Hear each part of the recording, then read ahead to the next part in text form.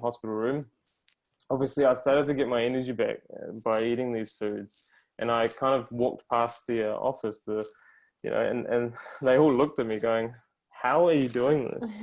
Because obviously I'd been in such a bad state before, and suddenly just like in a week, I'd started to get my mojo back. So for me, that was just so liberating because my bowel movement started to come down as well. So for, I think 20 to 15, then went down to 10, then went down to, I think 6, and then kept sort of going down. And that's when he did the colonoscopy, and that's when it showed, no ulcers and very, very, very little inflammation. And my CRP came back normal. My blood test markers were also really good. And that's when he kind of said, okay, well, you can actually go. And we were relieved because we just wanted to get out of there. And I didn't actually mention this, but they started to give me the medication orally instead of IV. And I started to read up on these immunosuppressant drugs, and specifically tacrolimus. And I was very, very scared to take this medication because of its side effects. I read some of it being skin cancer and leukemia and stuff like that. And I was just like, hey, I don't want to put this in my body. I know that, this diet is helping me. So let's just try and stop the medication. I wouldn't advise anyone to do this. We were in obviously a very desperate situation and we wanted to get out of there. And after kind of reading the information on the side effects of medications, I didn't want to take it. And I made that decision. And I kind of was throwing it away. I was flushing it down the toilet while they were giving it to me because I was very friendly with the nurses. So I would just, have they'd come in and they'd give you a little box and they'd obviously wait until you swallow it. But I was quite friendly with them. So I said, I'll just take it later, don't worry. And they'd go out, I'd just tip it down, and flush it down the toilet. Because I ain't no way I was taking that medication long term. And he said that, you're going to have to be on this medication for the rest of your life. And I'm like, no, thank you. Wow. So luckily, obviously, we found this diet and found this lifestyle, and I got better in a week. And that was when I was able to be discharged. And the doctor actually, when we left, he said to us, finally the medication's actually working. And me and my mum just had like a bit of a grin on our face because we just were like, no, it didn't. And we're getting out of here now. So see you later.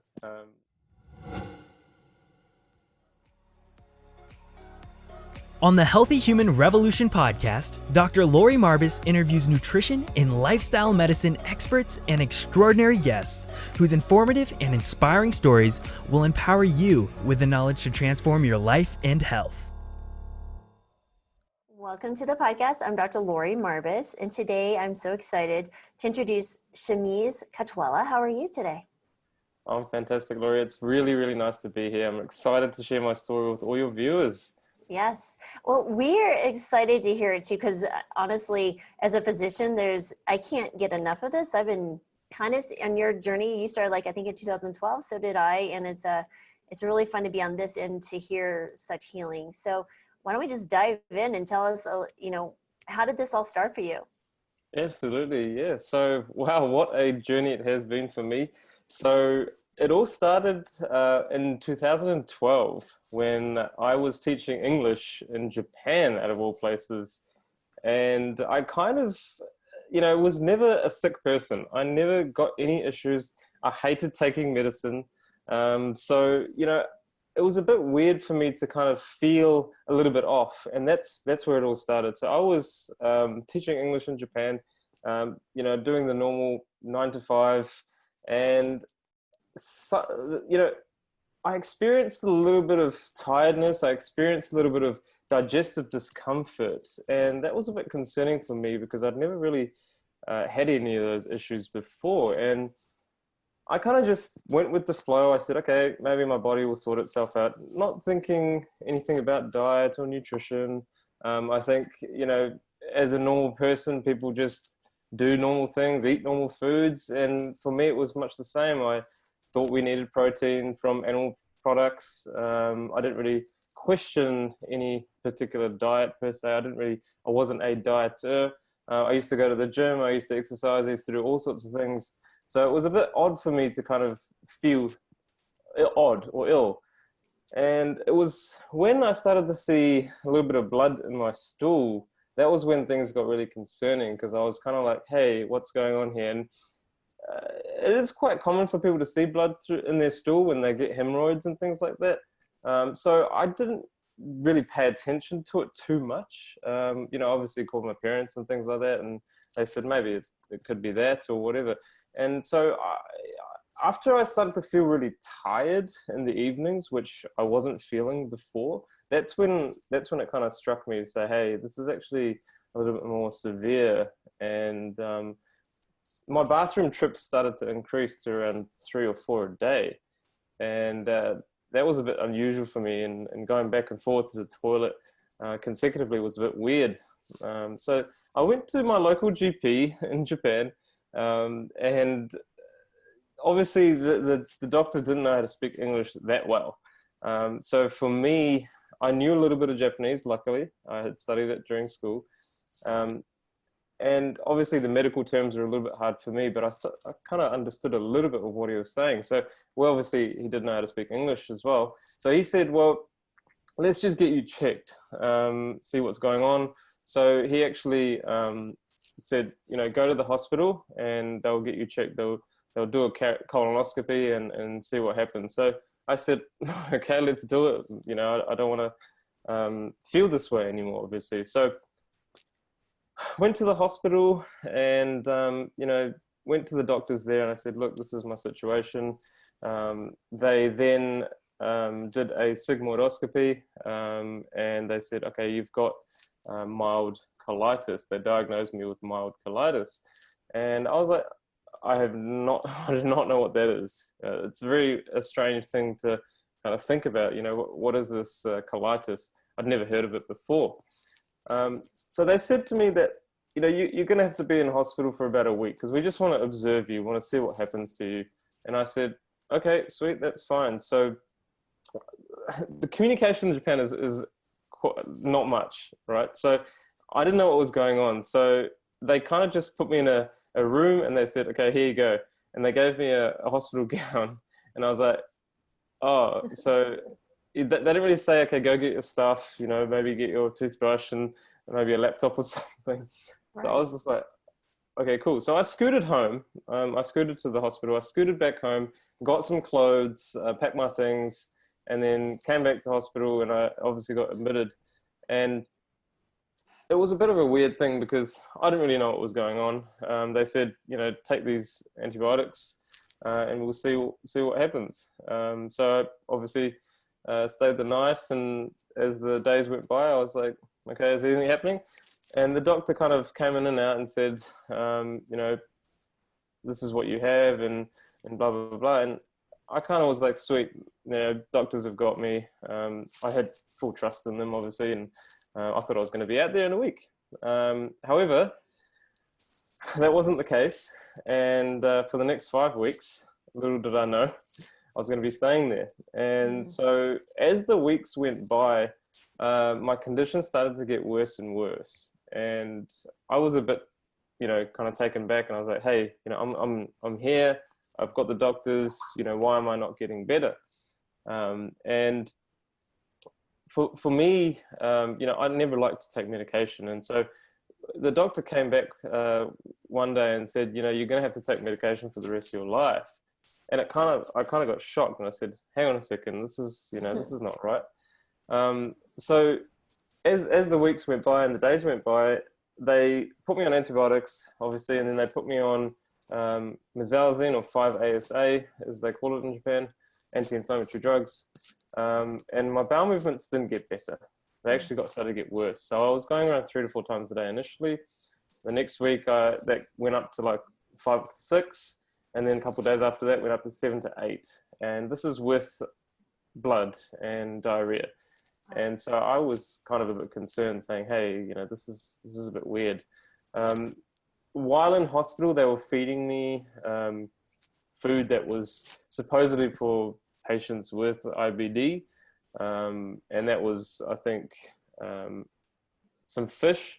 some miso soup, some porridge, rice porridge, and a half raw egg. And I didn't seem to mind that food because, again, I didn't even know anything about food. I just ate what they gave, and I was pretty hungry. So, and we all know hospital food is not the best. So it didn't really bother me. However, it did bother me when I started to go to the toilet more. And that was when, I called my parents and I said, hey guys, I'm in hospital. Obviously they knew I was in hospital before, but they didn't know how severe I was getting. And I said, I think you guys might need to come here because I'm not, I'm losing weight as well. I think I lost 10 kilos in the first 2 weeks. Oh my goodness. And yeah, so I told them to come over, and they were obviously on the flight the next day. And they had seen me just recently because they had come to Japan for a holiday, and we went actually around, we drove around 1,000 kilometers around Japan, looking at all the different, obviously, sites and stuff. And it was cherry blossom at that time when they came, so it was beautiful. So this happened in about, I think it was May, end of May. So yeah, they came over and they looked at me and they said, oh my God, like, what's happened to you? Because I'd lost a lot of weight, and they were pretty concerned. And the doctors didn't really have an answer. They were just like, well, he's here, and obviously he's not responding to the medications, but we're trying our best to try and solve this issue. Did they not have a translator for you? No, so there was a language barrier there, and my parents were a bit shocked because they had to come through me. Obviously, like, what is he saying? And obviously, my knowledge, medications, the terminology in the medical world was none. But I started to learn a little bit, obviously, with Google and dictionary and stuff like that. I was conversational, so I knew a little bit. But yeah, I mean, the nurses were coming in and out, and my parents didn't really know what was going on. And they were seeing me, go to the bathroom so often. They're like, what's going on? What's happening? And progressively got worse and worse and worse. And there was no real sign of me getting any better. I was losing more weight. They put me on prednisone after that. I was on, I think, 80 mg of prednisone. So even that didn't solve the problem or calm my symptoms down, because after that, I was going around 15 to 20 times a day. So eventually got up to that, I think, by the 4th week. And then the 5th week was pretty much hell for me. I lost another 20 kilos during that time. Gosh. So I lost about 30 kilos total. I was down to about 45, and I'm 5'10". Oh my gosh. And yeah, so I was very, very skinny. I actually couldn't walk anymore. I couldn't actually talk either because I was so fatigued. I needed sleeping pills to sleep because obviously I was waking up in the middle of the night going to the bathroom. I needed painkillers, really, really strong painkillers, because the cramping was just unbearable, and I really couldn't do anything. And so I was in nappies in the hospital bed. My mum was actually, helping me out, cleaning me. I actually had to get a private room because I couldn't walk to the toilet, because the room that they put me in was about, I think, 10, 15 meters away, and the toilet was there, and I could not walk with the drip. So I had to get a private room, and I said, look, I need this because I can't go back and forth. So obviously we've got a private room. And yeah, went up to about 40 times a day. Bowel movements was bloody diarrhea. Severe cramping. I couldn't even lift my arm up. That's how weak I was. Wow. And I literally couldn't talk. And my parents were very, very concerned at this point because they were like, what is going on? My mum was frantically trying to find something on the internet. She couldn't find anything. And the doctors ultimately said, he's in such a bad state that we might have to do surgery. And that's when my mum freaked out even more, because she was like, what's going on? How can he have just gotten so much worse under your care? And I was just like, get rid of my colon. I don't care what you do. I'm in so much pain, and I just do what you need to do, basically. Luckily, my mum said no, I'm so forever grateful for her to say that, because I'm so lucky that I have my colon intact. So at that time, they said, okay, if you don't want to do surgery, we'll put you on what's called immunosuppressant medication. This was, I think it was tacrolimus back then. So it was quite I don't know if they used it very often because it was pretty strong back then. They kind of said, okay, we'll see if this works. And it actually helped me a little bit, obviously. So from 40 times a day, I went down to about 15 to 20. And while that was a huge relief for me, obviously, because that allowed me to kind of, get some relief in some way in terms of going to the bathroom, but pain, sleeping, all that was still the same, and I couldn't basically do anything. And I think the 2 weeks in hospital, they kind of stopped feeding me because they said, okay, we'll just try and give the medication a chance to work and see what the body does. So obviously I couldn't get the calories from my wrist, so they put a catheter in my neck. And this was a story to tell, because the doctor had explained the situation obviously to my parents, and he said, oh, there's about a 95% chance that I'll be able to put the needle through there. And my mum and dad was like, what about the other 5%? Like, what happens then? And then he's like, oh, well, I think if I do a mistake, this is in Japanese, English, so it's Jinglish, so it's kind of a bit hard to understand. But he's like, if I make a mistake, then another surgeon has to come and then, sew the vein up or sew the wound up or whatever. And that's obviously, one of our largest veins. So all blood would have gone everywhere. So he said, no, I'm pretty confident it's a 95% chance. And then so he was doing the catheter, and the nurse runs out and just goes straight and bolts to the office. And my parents were outside, obviously, and they were just like, what is going on? Because they were kind of shaking and scared, because they're like, I hope, is everything okay? And obviously no one said anything to them. And then she came back and she said, everything is okay. And my parents were just like, phew. So they had to obviously put a catheter in my neck, giving about 1,600 calories through IV. And, I was on IV steroids as well, IV antibiotics, everything. Didn't work, didn't kind of settle my symptoms. Then, obviously, I was weak, really, really weak. I couldn't do it. I was still the same. And my mum was obviously searching online, as she was this whole time, and she just typed in, "Is tofu good for you?" online on Google. And then there was a book that came, actually, which was called Self-Healing Colitis and Crohn's Disease by Dr. David Klein. I should have actually bought the book.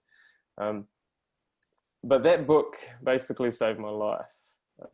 It talks about, going on to the vegan healing diet, which is, juicing, smoothies, steamed vegetables, especially pumpkin, sweet potatoes, squash, and all those beautiful root vegetables to soothe the colon.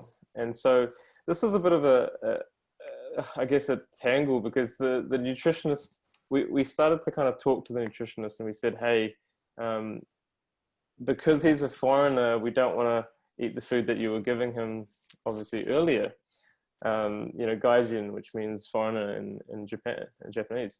So we kind of convinced the nutritionist or dietitian in the hospital to say that, we're going to just feed him this food. And she said, where are you going to get your protein from, all that kind of stuff, not understanding. So she said, okay, we can do this for sure. We can cook this up for you, the steamed vegetables, but you got to have some butter in there. So we'll put some butter in there for you. And I was like, yeah, just put it on the side. That's fine.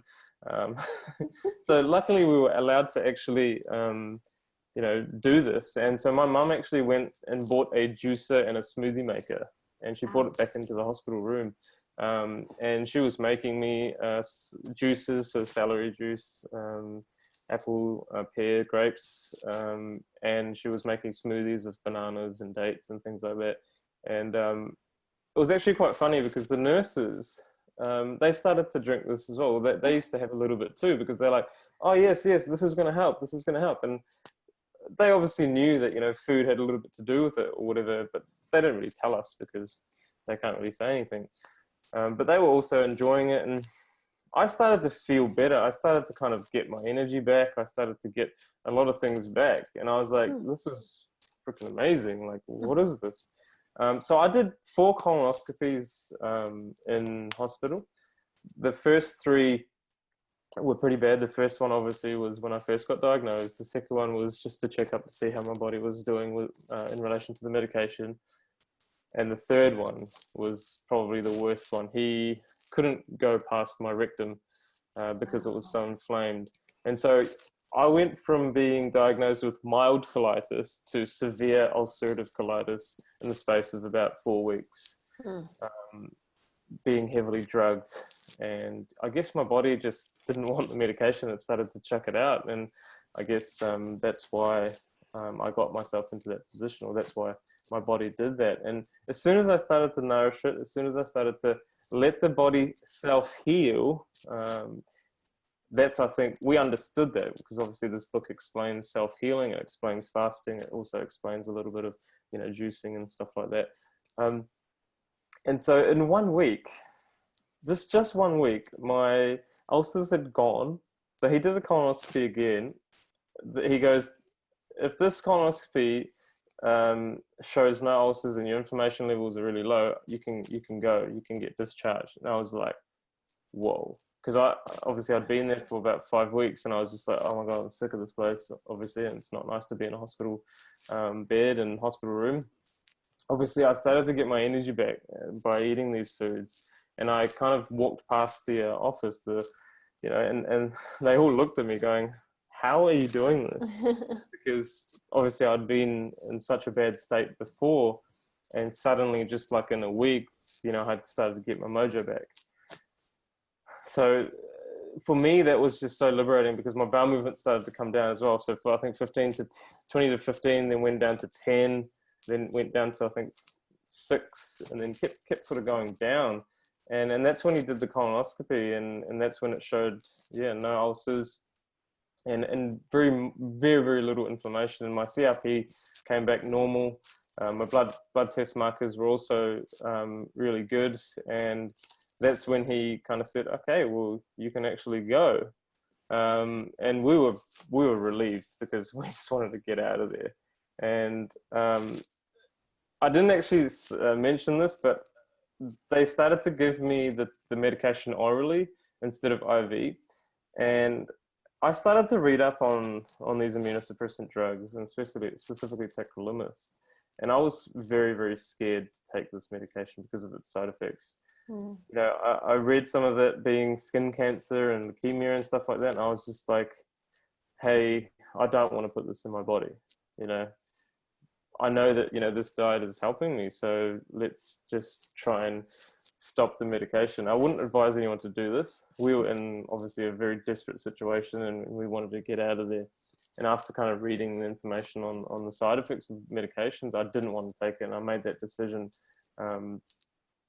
And I kind of was throwing it away. I was flushing it down the toilet while they were giving it to me, because I was very friendly with the nurses. So I would just, have they'd come in and they'd give you a little box, and they'd obviously wait until you swallow it. But I was quite friendly with them. So I said, I'll just take it later, don't worry. And they'd go out, I'd just tip it down, flush it down the toilet. Because I ain't no way I was taking that medication long term. And he said that, you're going to have to be on this medication for the rest of your life. And I'm like, no, thank you.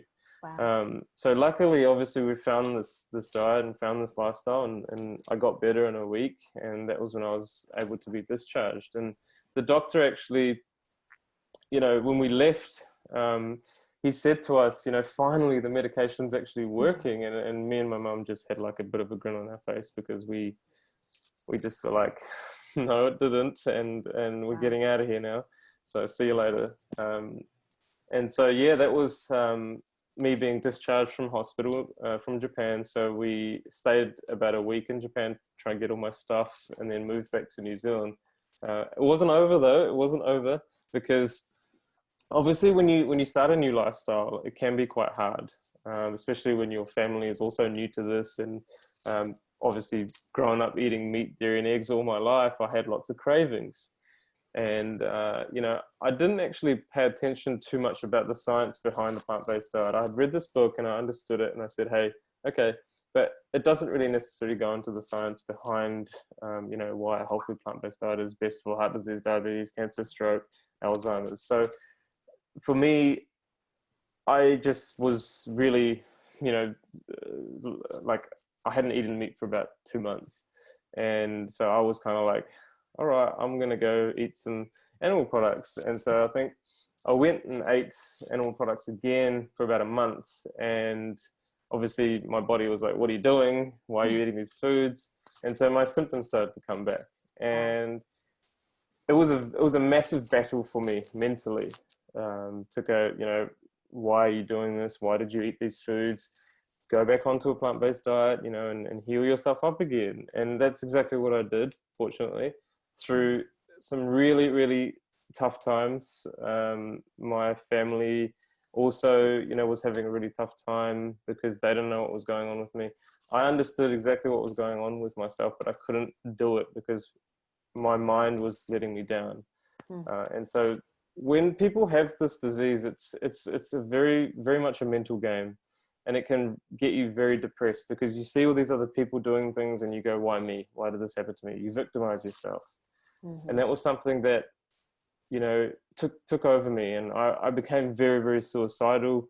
I didn't want to live anymore because my body had just depleted itself again. And, that was a really, really hard time. That was during the hospital that you felt suicidal? No, so that was after when we came back to New Zealand. So that was when I started to eat animal products again. Wow.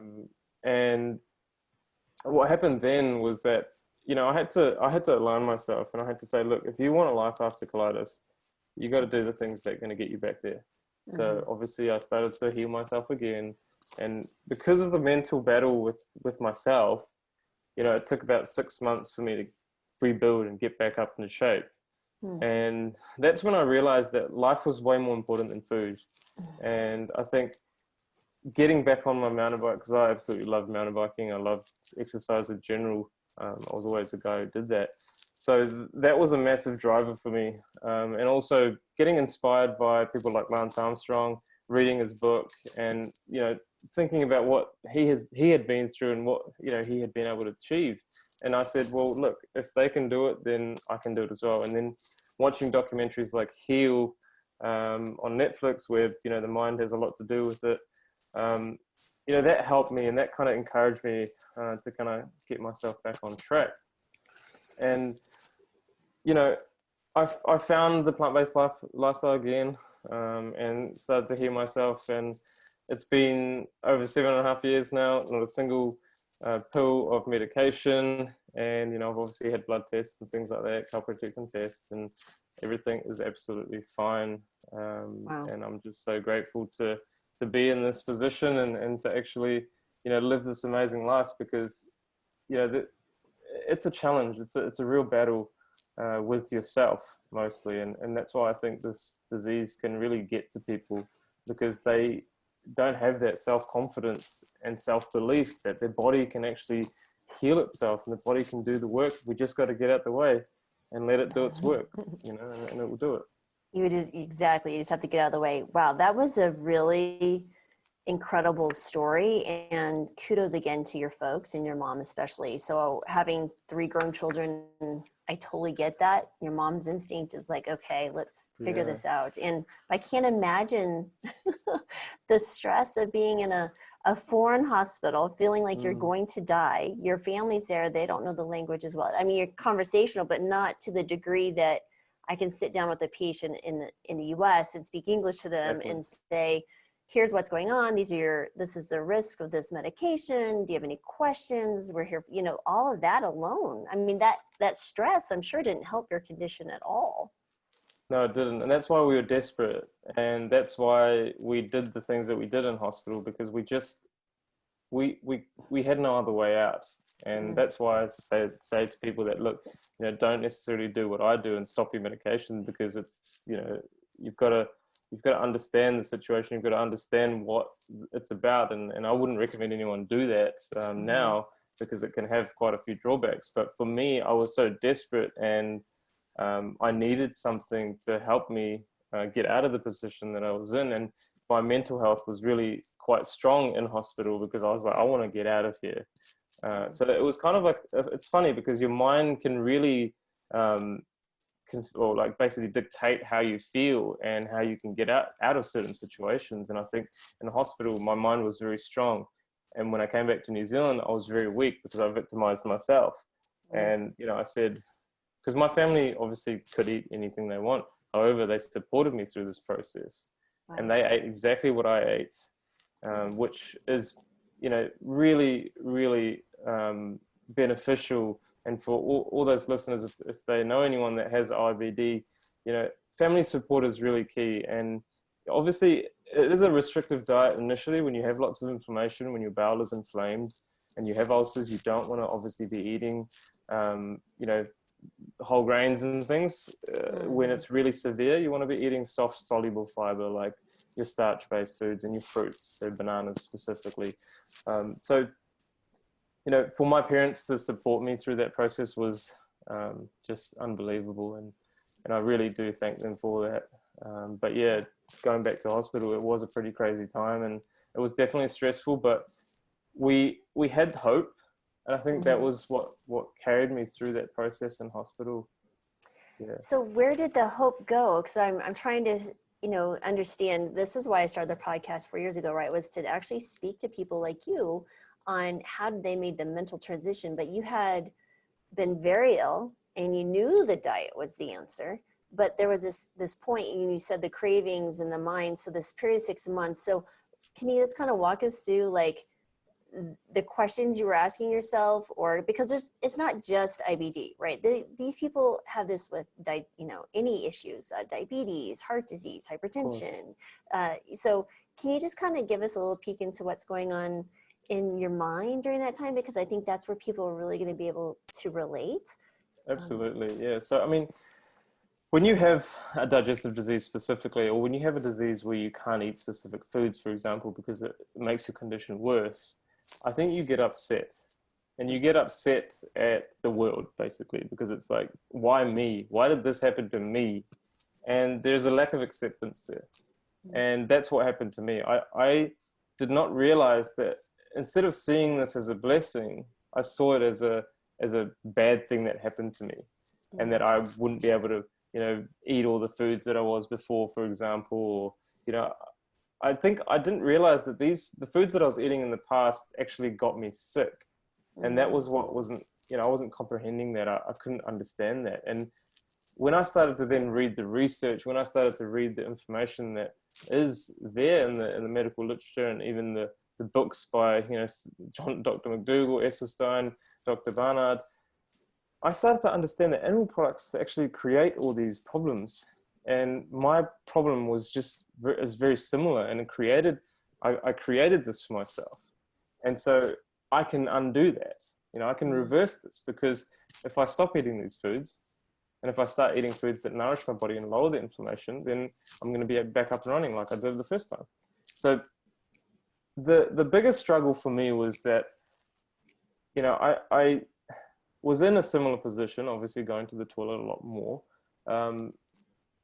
But I really just couldn't see the end. I couldn't see the end, because I kept coming back to that, oh, I can't eat this and I can't eat that. Instead of saying to myself what I can eat, I was thinking what I can't eat. And that's, I think, was key, because I was just getting nowhere, and I was in a downward spiral all the time. And I guess what lifted me was this inspiration of, you know, other people getting through so many other diseases, and especially Chris Beats Cancer. I don't know if you've seen his YouTube channel, but he was, back in the day, I think he was, back in 2012, there was not many people on YouTube, and he was another person that I stumbled across, and I said, hey, you know, he had colon cancer, and he was in a similar situation as me, where, you know, the doctors gave up, and, you know, I related to him, and I was like, wow, like, you know, he also did similar things to me, like juicing and you know, eating a plant-based diet to obviously resolve the disease and resolve the inflammation. So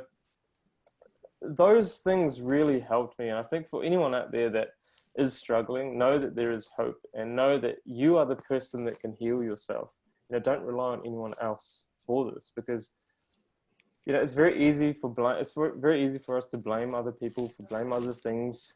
However, you know, lifestyle diseases are only caused by yourself, and you're you know, when you eat these bad foods, you're going to create this dis-ease in your body, and your body can ultimately go back into ease if it wants to. It's just you've got to give it the right conditions and the right tools to do that. And I think some people, like myself at one point, didn't believe that and didn't want to believe that either. And so it is a mental battle for sure. And I think it goes with anyone that's got any kind of disease, you know. Oh yeah, it's just definitely amazing. I mean, I take care of people every single day that in the same similar position, and they could be devastatingly ill and still struggle with, you know, between the ears, this little 3-pound mass it just makes it so hard, because we disconnect our body with what's going on in our mind. And that mind-body connection is so very important, which kind of leads us to, now you are helping others. So can you tell us how that all started, and what was the inspiration to, you know, help people? Definitely. Well, I'll start off with my brother's story, actually, because he also has a little bit of a part to play in this. And he actually came back to New Zealand to support me over the summer. And he went vegan or plant-based for 3 weeks. And he was like, oh my God, I've never ever felt this good before. He obviously was, you know, really, really unhealthy. He used to boast about eating, like, you know, 300-gram steak and stuff like that. And, you know, he was very unhealthy. And for him, this was another blessing for him, because he did the diet for 3 weeks. So, you know, smoothies and juices and steamed veggies and things like that. Same as me, to support me. And he felt so amazing that he was like, wow, like, how could this be possible? So he then started to research more, and he came across, obviously, you know, what's his name? Essel Stein, Dr. Barnard, McDougall, Gregor, and you know, we were kind of like, he started this before me, so he started eating healthier and stuff. This was when I went back to animal products. He still stuck to doing what he found. And so then he obviously then told me, like, hey, you've got to do this research to understand that these are the foods that have caused this problem in the first place. So you need to undo that damage. Then he said, well, I can't just not do anything with all this information. Because he, you know, it was like a revelation for him. He was liberated, because he's like, wow, like, why haven't I been told this earlier? So he started a YouTube channel. He started his own YouTube channel. And he started, you know, telling people about this lifestyle, and that, you know, how can, you know, me, for example, as well, you know, reverse this condition that just through diet, you know, without medications. And he started to, then he interviewed me, and he started talking more about this, and how type 2 diabetes is, you know, is able to be reversed, heart disease, all those kinds of things. And then I started getting into it as well. And then what happened was, obviously, I got better after 6 months. And, you know, we started studying a lot about this. And then we actually did a course from Dr. David Klein, who actually wrote the book. He has a course called the Vibrant Health and Wealth Academy. And he talks about natural hygiene. And this is what we've learned. So we learn about natural hygiene. We learn about fasting. We learn about a lot of things about how the body can actually heal itself. And obviously I had been able to do that with myself twice. So, you know, I was the basically proof that this can happen. And, you know, we started to realize that this message needs to be told to people. So then I started to do videos of my experience on how I was able to heal, and mentally and physically. And we started, you know, posting more and more videos on YouTube. And then we started to get people's comments, and we were like, people were like, wow, how did you do this? And blah, blah, blah. Because obviously I had my before and after pictures and stuff like that. And people were kind of really interested. And then we said, hey, well, why don't we start consulting people and start, coaching and get these people better, and through our experiences of healing as well. So that's how high carb health started.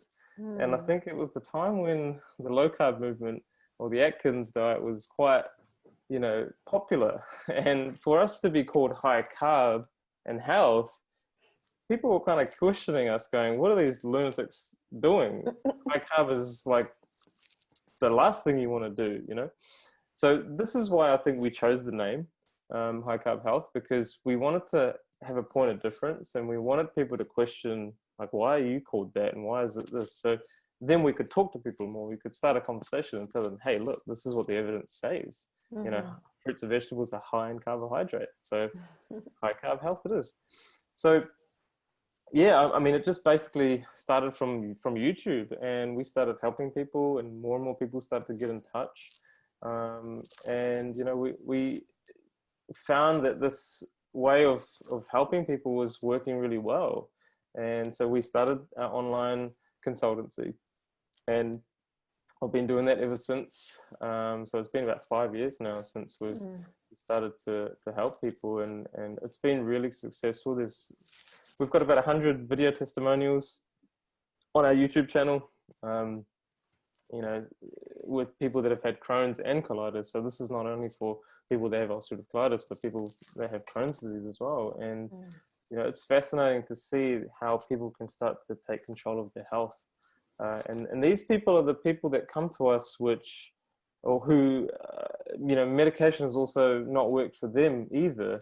And so they have to find something else. And I guess that's where we came in, but we're trying to push the prevention, right? So we're trying to push people to say, hey, start change with your diet, start changing. And that's what I've been talking to people about on YouTube, saying, go to the plant-based diet. And I think there's a lot of misinformation out there, and you've got to go to the science, not people on YouTube.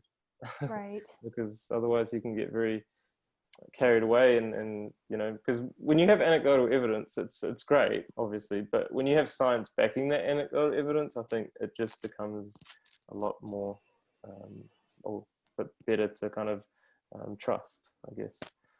So have you noticed more people searching you out since COVID started? I mean, because one, they're at home, and two, I mean, the plant-based diet has just had a huge boost. I know we launched the plant-based telehealth platform literally the week. It took us 1.5 years to plan. So now we have, my co-founder and my business partner, Anthony, we launched that because we kept hearing people say, I can't see a plant-based doctor. Where can I get a plant-based doctor? In the US, it makes it really difficult. You have to have a license in each 50 states. And it's a very administratively burdensome process. And so I have 10 more to go. Plus DC, and I will have all 50. And there's not many doctors in the United States that have, there's less than 20. And I just find it's such an important, service to provide to people. So I have seen a huge spike, all the barriers to telehealth are down, but it just seems like people are just so open and searching now. Have you seen the same thing? Absolutely. I think people are a lot more aware of what's going on in the world, not being distracted from work. I think they're able to see the truth. And I think Netflix is a great source for that, because we've got movies like The Game Changers and What the Health and Forks Over Knives.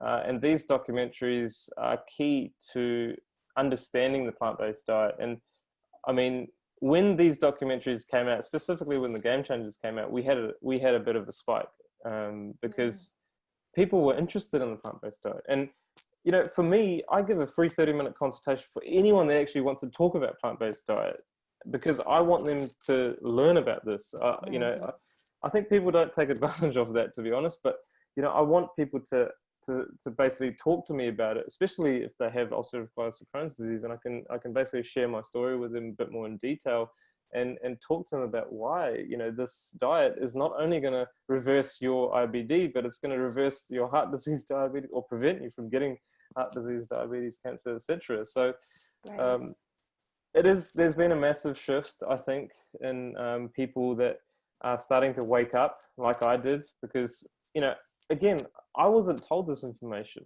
you know, and I wish I did know before, because it may have changed my life. But then again, I do understand that the struggles that I had to go through in order for me to be the person that I am today, because I have grown so much as an individual. And I think those struggles have made me so much stronger as a person. I think, you know, every time I look back, I think it's an absolute blessing what I went through, because, you know, that has made me such a strong person. The pain that I went through and the suffering that I went through, I can do anything now.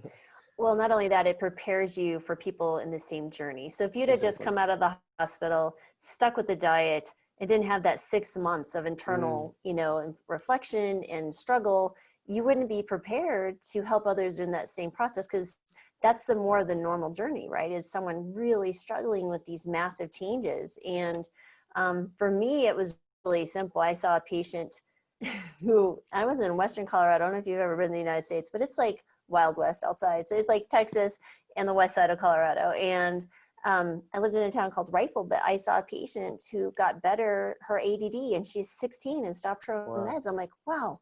And then I found Dr. Campbell's book, you know, the China study. And back in 2012, to be a doctor and have to because I was like, I have 3 teenagers at that time, and they're all in their 20s now, all plant-based, my husband as well. I was like, I got to get the family on board. I thought that would be pretty easy because I bought all the food and cooked all the foods. Like, you'll eat what I make. But the other is like, how do you start this in a clinic? Like, I had no idea the power of this food, especially with diabetics on insulin, type 2 diabetics especially, well, even type 1s. If they go full bore, I cut their insulin in half the very first day. That's absolutely amazing. But it was Dr. McDougall, you know, who had written some articles for healthcare professionals. And I had been searching a little bit of Gregor's. I mean, his site's nothing like it is now, back almost 8 years ago. Yeah. But yeah, you're right. It's just, it's an incredible journey, and to have that mind process. But the behavior side is so important. Very important. Yeah, that's incredible. Well, what are your, sorry. Go ahead. I was just gonna ask, what are some of your favorite clients that you've worked with? If you know, I think that really inspires people. Yeah, well, I guess everyone that we work with has their own individual journey. And I mean, we've worked with many people around the world.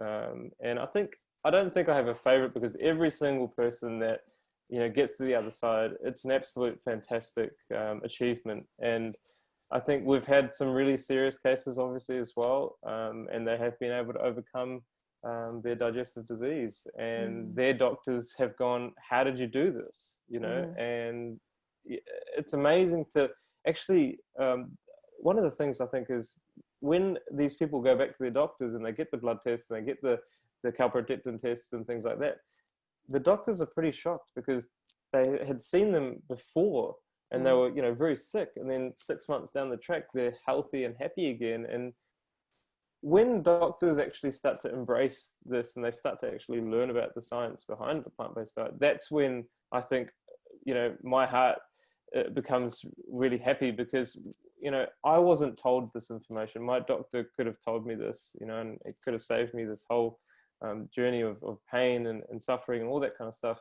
And when doctors actually start to look at the science, look at the evidence, that's when I'm a very happy chap, because, you know, you can do a lot with both, you know, medicine and diet. And I think we kind of just fail to see the diet side of things, especially with IBD, and the amount of people that come to me and say, my doctor said diet has nothing to do with it, and, you know, you're going to live with this for the rest of your life, is shocking, because there is an answer, and it is pretty clear, you know. And obviously for me, it's very clear because I've been able to do it. But for other doctors to start to embrace this is what we're seeing these days. And I'm actually really fortunate to, you know, work with some doctors as well. And, you know, we actually worked with a GI doctor, and, you know, they had colitis, or I think it was Crohn's disease. But it was amazing. Because so back up, you had a GI doctor that had Crohn's or colitis, and you helped them?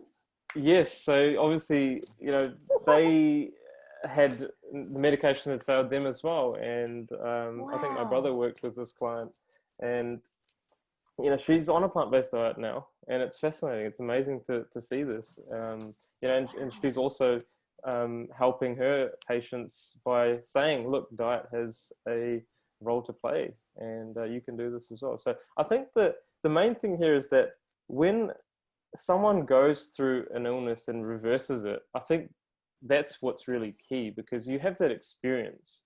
And if a doctor obviously has a disease and they can help themselves by going plant-based, I think that's one of the most amazing things, because they have that experience. Because a lot of doctors don't know what it's like to have IBD, and you know, it is a very tough disease, and that's why I can relate to so many people, because I know what they're going through. And so when you have you know, GPs just saying, you know, take these medications, you might be better, you know, it deflates people. Or you know, saying that you have to be on medication for the rest of your life, it kind of deflates them, and they don't understand what it's like to have this disease. So that's why I think, you know, the more people actually start to look at plant-based diets, the more doctors start to look at plant-based diets and the success that we're getting, and not only us, but so many other doctors. I think Alan Desmond, Dr. Alan Desmond as well, he's getting some really good results by putting people on a plant-based diet as well. You know, he's also doing really well, and obviously Dr. B, who wrote Fiber Fueled,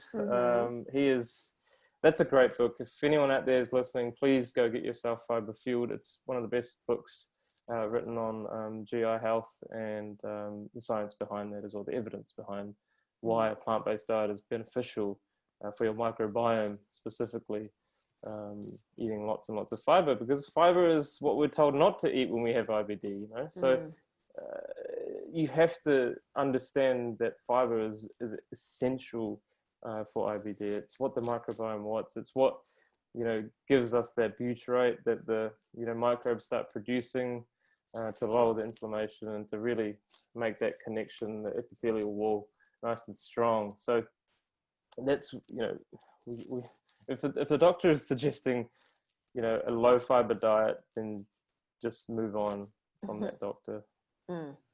Wow. So now the Dr. David Klein, what was the name of his book again? Because people will ask.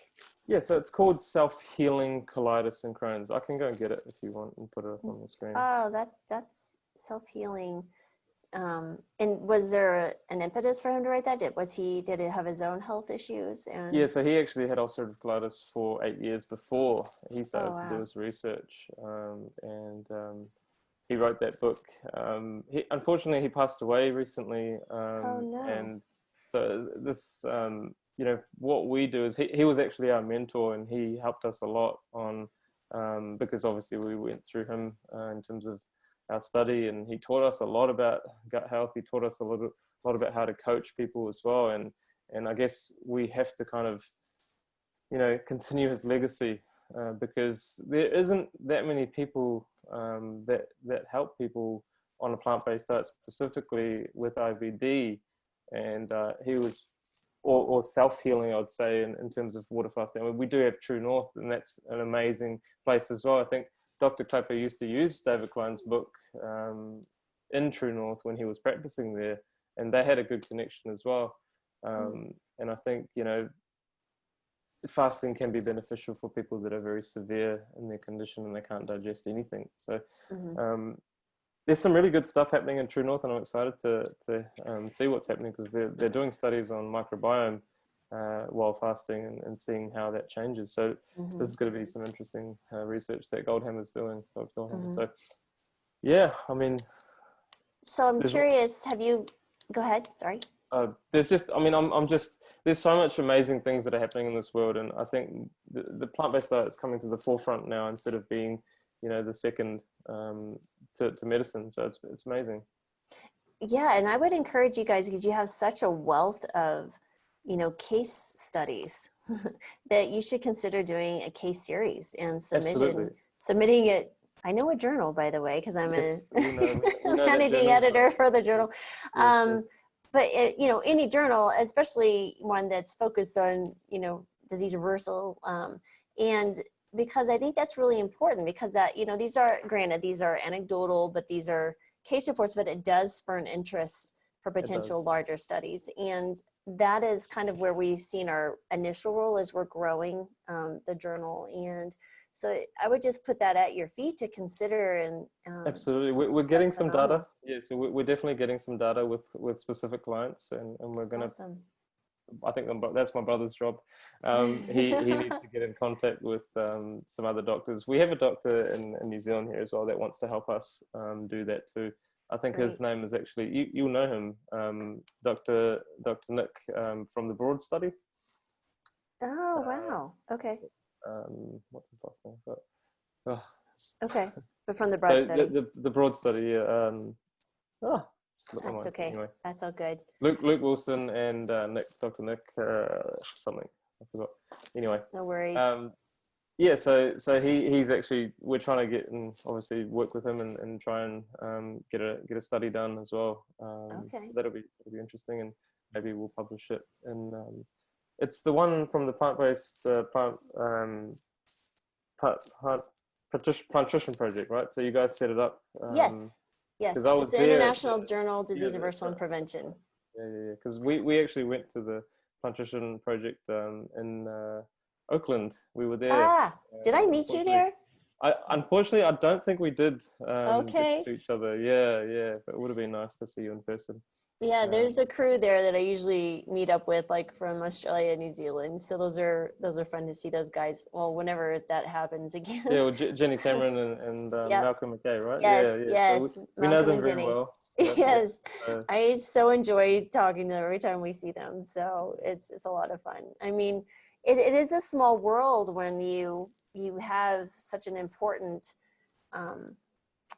niche. I don't know. I just feel it's so important for everybody to know this message. But the beauty of, if you've ever been to a medical conference, okay, these are typically not.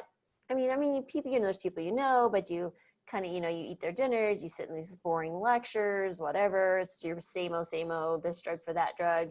And then you go to things like the Plant Nutrition Project, the American College of Lifestyle Medicine, Dr. Bernard's, course or conference that he has. And it is a whole nother world. It's like my husband calls it, he goes, Laurie, you're returning to the mothership. I'm like, yes, I am. It's like, you got to go get recharged for the next year. And it's such a joy to be with people who are seeking to provide health, true health and healing like you have experienced. And that's it's heartwarming and encouraging.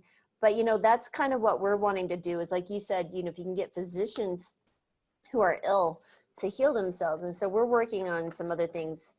We kind of got a little sidetracked with COVID, on helping those doctors heal, because those are going to be your biggest evangelists, right? They're going to be the ones out there. They have such a broad network. It's so important that we help them. So Healthy Human Revolution, that's what we're working on. Wow. So. I think the conferences are just so amazing. That was our first one overseas, and I felt like I was dreaming. I felt like I was dreaming, because I was like, these people are saying exactly what we've been obviously saying, and what we've been reading the material. Obviously, I met Dr. Greger and Dr. Esselstein, and right. Unfortunately, I haven't seen Dr. McDougall, and he's obviously one of my favorites, because I do resonate with him quite a bit. Because again, when you have a disease and you can reverse it, and when you can reverse it with the power of food and the power of the self-healing body, you want to spread the word. And that's why I think Dr. McDougall is so passionate about, the food, because he obviously had a stroke and, early on in his journey. And I just think he is why I do what I do as well, because I know this works. And if you want it to work, it'll work for you. Right. And, he is just, he's so passionate. I did get to see him at a conference, but he was obviously via Skype. But the first thing that he said was, chuck out all your prescription pads. And, it's so liberating when a doctor says that, because it gives you hope, it gives you strength, especially as a physician, because, Dr. McDougall has been probably the most experienced out of all the doctors, It was really interesting to interview him.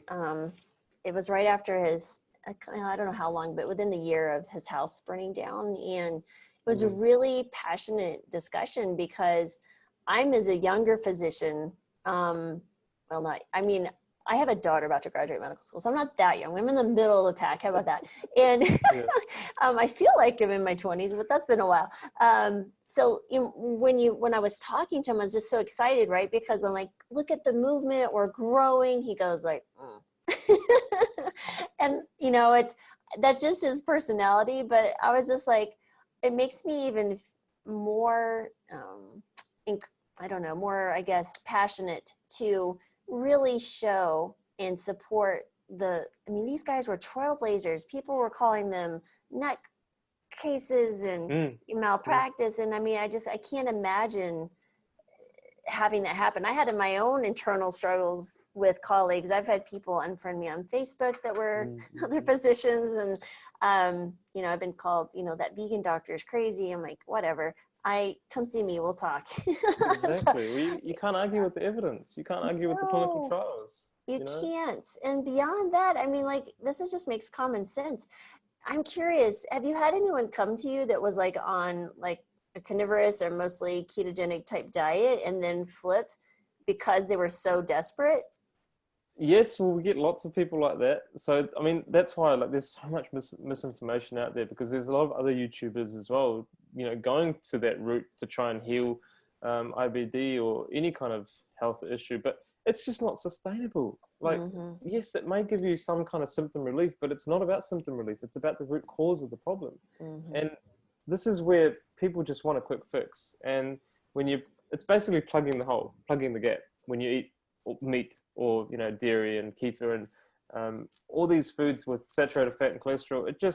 It stops your symptoms because your body is overwhelmed with all these toxins and all these foods that create all these problems for ourselves. So obviously the body is not going to work as well, and potentially you might get symptom relief. And some people want that, unfortunately, and they don't realize the long-term problems with this. And that's where, what I'm talking about when I do my YouTube videos is longevity, and a plant-based diet is shown to be so much better for longevity. I mean, you just look at the blue zones, and that's your answer there. But people are just wanting a quick fix. They obviously also do want to eat meat, not realizing that, going carnivore or something is so restricted, and it's so much more restricted than a plant-based diet, because we've got 50,000+ edible plants that we can eat. And exactly. If you can't digest fiber, that means you're not healed. If people heal with these random diets, and if you can't bring back fruits and vegetables in your diet, then you're not healed. And it's not that I want to eat meat, because I know the problems associated with meat, and I don't want to introduce meat back into my diet. It's not that I can't eat it. I don't want to increase my risk of heart disease, diabetes, etc. But if you can't eat vegetables, then there's something wrong with your digestive system and human physiology.